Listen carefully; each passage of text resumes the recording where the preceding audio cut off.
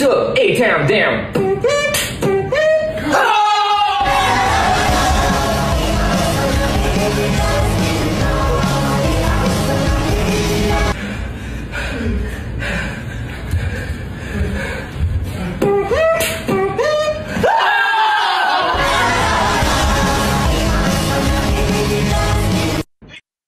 Amazing, Dharni, come on up. Big round of applause. Amazing, thank you for coming. I really appreciate it. Look, you should know this guy because he's been, toured globally with famous musicians and is, amazing himself. But just talk a little bit about how you got started and a little bit of your sort of career journey. Oh, it all started back here. Yeah? Yeah, in Singapore. When I was like 14. That was like last year. No, I'm just kidding. 2 years ago. Yeah, 2 years, a few years ago. Now, like in 2001, I started discovering sounds using my mouth. And then it got into an obsession. And then after that, it followed through into what I do right now. Yeah.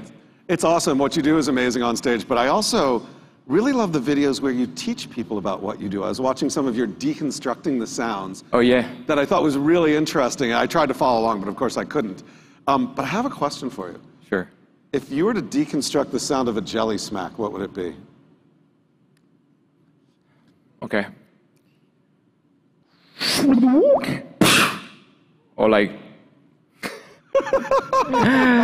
I think yeah, it's let's give a like, round of applause for or that. maybe like a...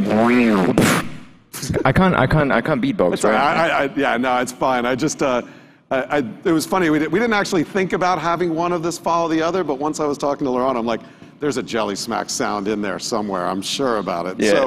So, talk about what you do now. I mean, you've been locked down just like everybody else and haven't been touring and haven't been doing other things. How has that changed the way you've been creative in your creativity over the last year and a half? Wow, it was a huge change. Yeah. Oh my God, where can I start? Yeah, I started doing more last year, especially. I started doing more video content on YouTube, on TikTok. Like I was quite active that time to do music-related, beatbox-related content because that's all I could do during that time.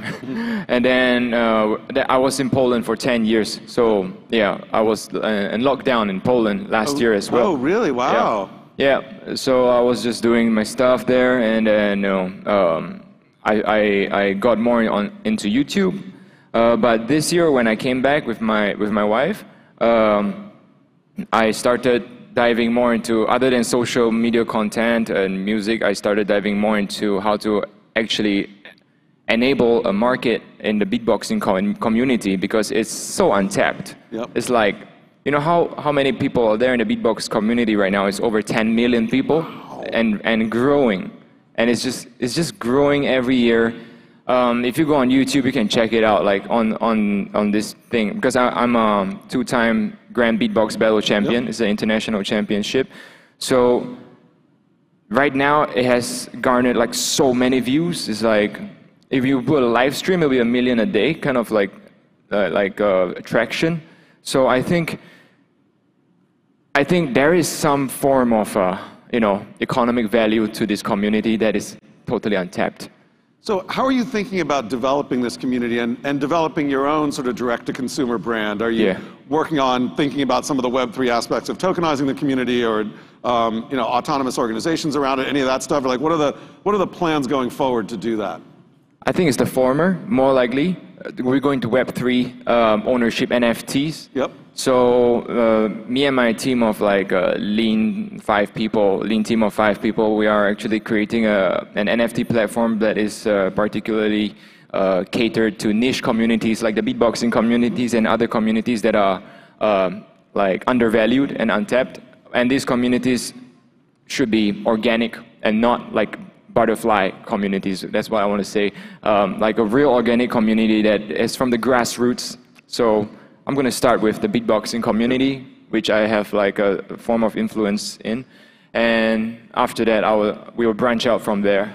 So help me understand real quickly, because I don't have much time. What is an NFT from the beatbox community? Could you take the sound that you just invented for Jelly Smack and turn that into an NFT? Yeah, basically, actually, to keep it short, it's like, you know, a baseball card. Yeah. Yeah.